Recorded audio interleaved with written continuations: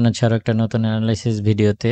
তো গতকালকে CPI data আসার পরে আমরা যেমনটা দেখতে পেয়েছি আমাদের গুরুত্বপূর্ণ যে সাপোর্ট জোন ছিল যেটা এই মুহূর্তে রেজিস্ট্যান্ট জোন হিসেবে কাজ করছে সেটা হচ্ছে ৩,৩৪০ বা $৪১ যে এরিয়াটা, এটা কিন্তু কালকে ক্রস করেছিল এবং আমাদের টার্গেট যেটা ছিল যে ৩,৩০৯-১০ এর আশেপাশে আসবে মার্কেট, কিন্তু খুব কাছাকাছি আসছিল বটে ৩,৩২০-এর আশেপাশে। এখানে এসে এখান থেকে প্রাইসটা সাপোর্ট পেয়ে আবারও উপরে উঠে গেছে এবং মজার বিষয় হচ্ছে যে গতকালকের যে সাপোর্ট জোন যেটা আজকের রেজিস্ট্যান্ট জোন, এটাকে এই মুহূর্তে মার্কেট টেস্ট করছে।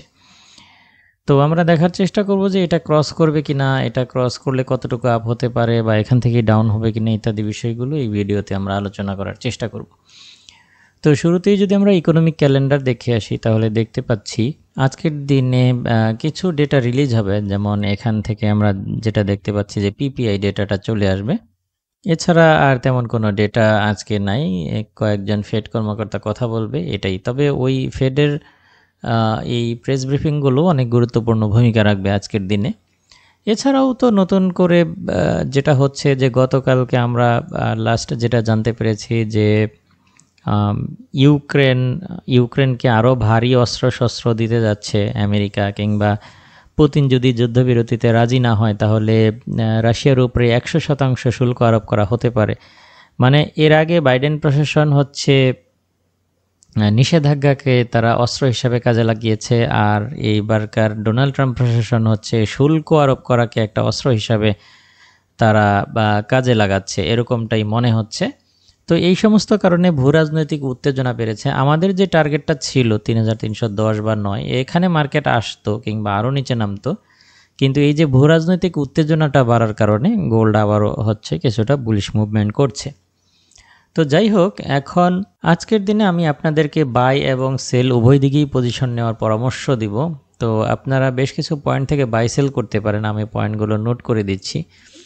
আমি যদি এখানে একটা, যেহেতু এখান থেকে সাপোর্ট পেয়েছে, সো এখানে আমি একটা হরিজন্টাল লাইন দিচ্ছি।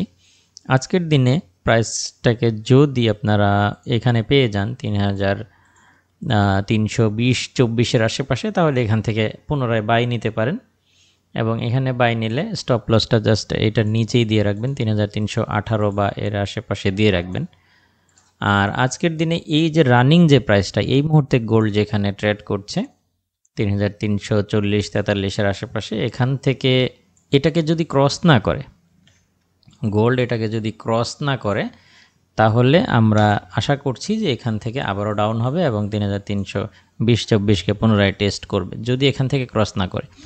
আর এটা যদি ক্রস করে ফেলে তাহলে পুনরায় প্রাইস আরও আপ হয়ে একদম উপরের দিকেই উঠে আসবে, সেই ক্ষেত্রে ৩,৩৬০-৬৫-র দিকে চলে আসতে পারে। অথবা আমরা এখানটায় যদি একটা ট্রেন্ড লাইনের মতো ড্র করি তাহলে মোটামুটি এই পর্যন্ত প্রাইস উঠে আসতে পারে যদি ওটা ৩,৩40-৪৫ যদি ক্রস করে ফেলে। তো সেই হিসাবে আপনারা যদি এটা ক্রস না করে এখান থেকে যদি রিজেকশন পান, এখান থেকে যদি ক্যান্ডেল রিজেকশন দেয়, এখন পর্যন্ত কিন্তু দেয়নি, এটা খেয়াল রাখবেন। যদি এখানে ক্যান্ডেল রিজেকশন পান তাহলে পুনরায় এখান থেকে ৩,৩40-৪১-৪২-৪২-এর আশেপাশে সেল নিতে পারেন।